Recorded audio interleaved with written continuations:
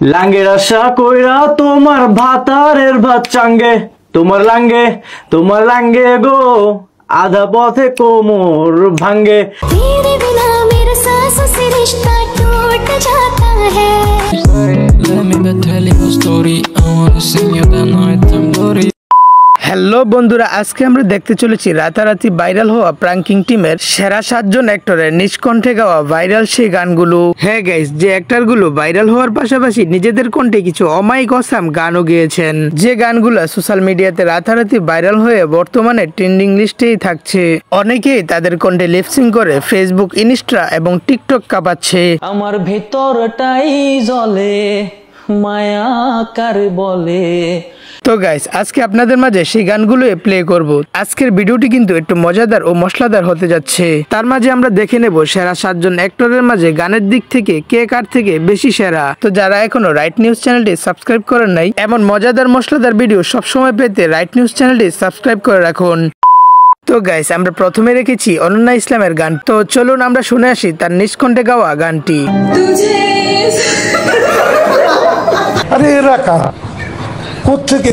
যাই হোক, প্রথম অবস্থায় অনন্যা ইসলাম অনেকটাই নার্ভাস হয়ে গিয়েছে। তো গাইস, চলুন অনন্যা ইসলামের হিন্দি গানটি আবারও প্লে করা যাক।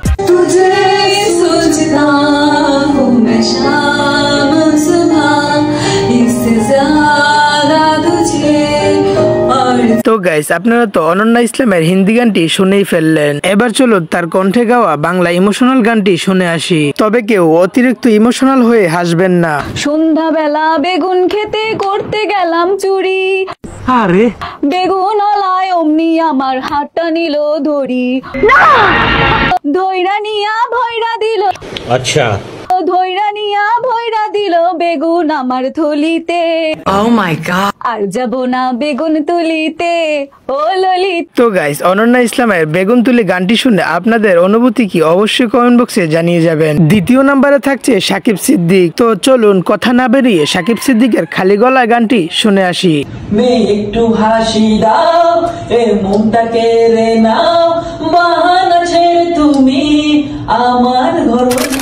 বাহ, বিয়ের বাজনা গানটিতে অনেক সুন্দর কণ্ঠ দিয়েছেন সাকিব সিদ্দিক। সব সখীরে পার করিতে নেব আনা আনা, তোমার বেলায় নেব সখী তোমার কানের সোনা সখী গো। যাই হোক, গানের লিস্টে 3 নম্বরে থাকছেন প্রাঙ্কিং টিমের সকলের প্রিয় পরিচিত মুখ লামহা আনসু। তো চলুন শুনে আসি লামহা আনসুর কণ্ঠে গাওয়া গানটি।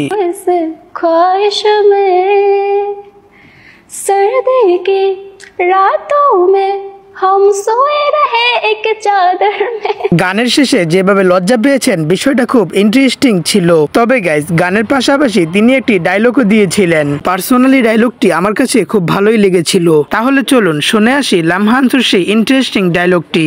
অগরে সাবধান কইরা দিয়েন, আমার মেজাজ কলম খুবই গরম, কখন অত্যাচার করে ফেলি কন যায়। তো গাইস, এই ভিডিওর 4 নম্বরে থাকছেন প্রাঙ্কিং টিমের আরেক জনপ্রিয় মুখ শান্ত।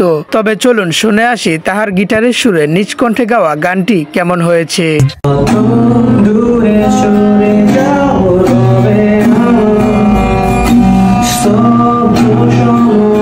শান্তর গানটা কিন্তু বেশ অমায়িক ছিল।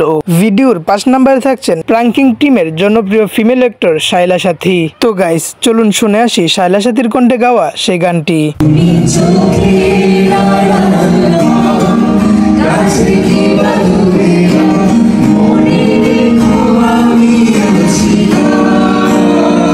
তিনি নাটকের পাশাপাশি বাংলা পুরাতন গানগুলো বেশ সুন্দরভাবেই কভার করে থাকেন।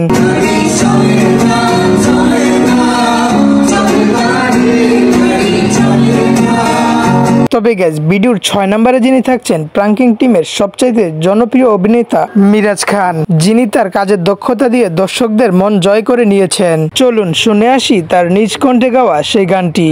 লাঙ্গের আশা কইরা তোমার ভাতারের ভাত চাঙ্গে, তোমার লাঙ্গে গো আধা পথে কোমর ভাঙ্গে। এত গান থাকতে মিরাজ খান কেন এই গানটি গাইলেন? এই গানটি গাওয়ার পিছনে কিন্তু অনেক বড় রহস্য লুকিয়ে আছে। তবে গাইস, আপনারা যদি বুঝতে পারেন মিরাজ খান হঠাৎ এই গানটি গাওয়ার পিছনের রহস্য কি, এক্স্যাক্টলি কাকে মিন করে এই গানটি গাইছেন, আর যদি বুঝতে পারেন অবশ্যই কমেন্ট বক্সে জানিয়ে যাবেন। তোমার লাঙ্গে গো আধা পথে কোমর ভাঙ্গে। তবে গাইস আপনারা যাই বলেন গানটা কিন্তু সেই ছিল। যাই হোক, ভিডিওর 7 নম্বরে যিনি থাকছেন ফেসবুক, ইউটিউব, ইনস্টা থেকে নিয়ে টিকটক কাঁপানো প্রাঙ্কিং টিমের একমাত্র কুইন যাকে বলা হয়, আপনাদের সকলের প্রিয় আরোহী মিমের কাছ থেকে শুনবো। তো চলুন কথা না বাড়িয়ে শুনে আসি আরোহী মিমের নিজ কণ্ঠে গাওয়া গানটি।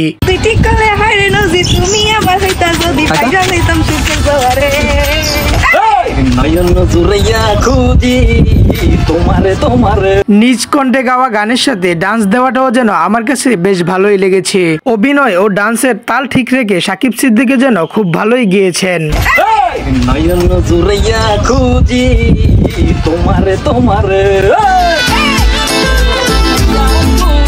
তো গাইস, আমাদের ভিডিও লাস্ট এবং সর্বশেষ যে অ্যাক্টরকে নিয়ে কথা বলবো, বাংলাদেশের সবচেয়ে টপ ও হট পারসন নির্জন নাহুল ভাইয়ার গানটি দিয়ে আমরা শেষ করব। তো চলুন কথা না বাড়ি আমরা শেষ গানটিও শুনে আসি।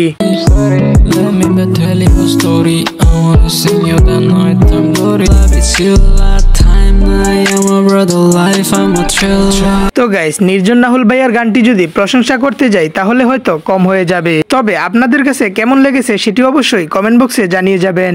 সর্বশেষ নির্জন নাহুল ভাইয়ার একটি ডায়লগ দিয়ে ভিডিওটি শেষ করব। ও ম্যাডাম, তোমার কি মনে হয় কি করি আমি? প্রফেশন কি আমার?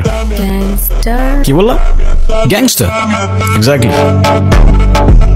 তো গাইস, নির্জন নাহুল ভাইয়ার ডায়লগ ও নাটকগুলি আপনাদের কাছে কেমন লাগে এবং সম্পূর্ণ ভিডিওটি দেখে আপনাদের কাছে কেমন লেগেছে অবশ্যই কমেন্ট বক্সে জানিয়ে যাবেন। আর সম্পূর্ণ ভিডিওটি যদি একটু ভালো লেগে থাকে তাহলে ভিডিওতে একটি লাইক দিয়ে চ্যানেলটি সাবস্ক্রাইব করে দিবেন। আল্লাহ হাফেজ।